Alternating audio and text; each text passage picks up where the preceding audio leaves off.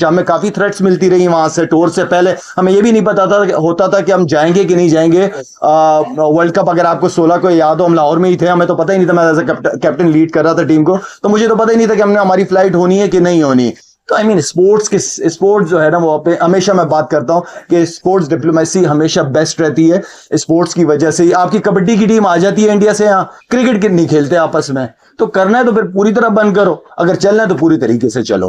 शायद ही पीछे मुलाकात हुई थी आपकी और उसमें आपने डिस्कशन की थी चेयरमैन के हवाले से, तो उनका कोई पॉजिटिव रिस्पॉन्स आया था इस हवाले से जो आपने कहा था कि एक जॉब होनी चाहिए? कादिर, इतनी पुरानी बात है तुम पूछ लो, हो गई है वो। देखें, असल चीज ये है कि अगर मैंने आर्मी चीफ साहब से कोई बात की है तो मैंने कोई चुगली नहीं की। मैंने वही बात मोहसिन नकवी साहब से भी की है, ठीक है। पहले मैंने मोहसिन नकवी साहब से की है, फिर वैसी मुलाकात हो गई तो उनसे भी मैंने बात की है, और मैंने कोई नेगेटिव बात नहीं की है। मैंने मोहसिन नकवी साहब को भी वही बातें की हैं कि सर, दोनों चीजें बहुत बड़ा फर्क है, और दोनों पीसीबी एज अ चेयरमैन और इंटीरियर मिनिस्ट्री, कोई मजाक नहीं, बहुत बड़ी बड़ी जॉब्स हैं ये।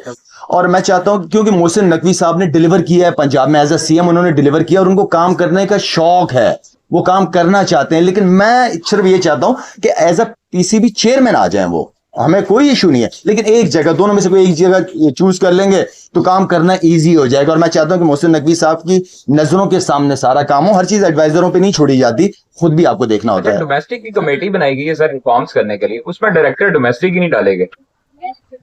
आई मीन ये पूछने वाला सवाल है, तो मीडिया में आप हो, तुम्हें पूछो जाके उनसे कि क्यों नहीं डाला।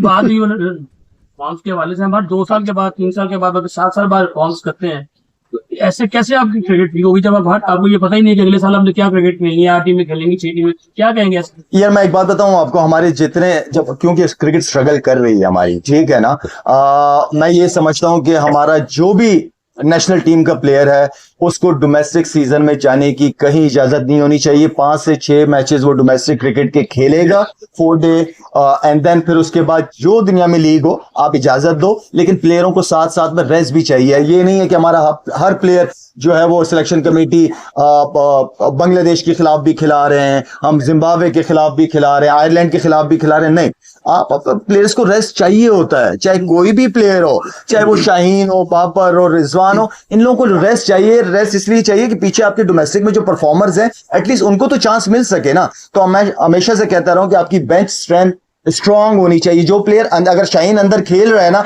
तो उसको ये पता है अगर मैं परफॉर्म नहीं करूंगा तो पीछे एक लड़का बैठा हुआ है मेरे तैयार, वो मेरी जगह आ जाएगा। तो कंपटीशन होना बहुत जरूरी है।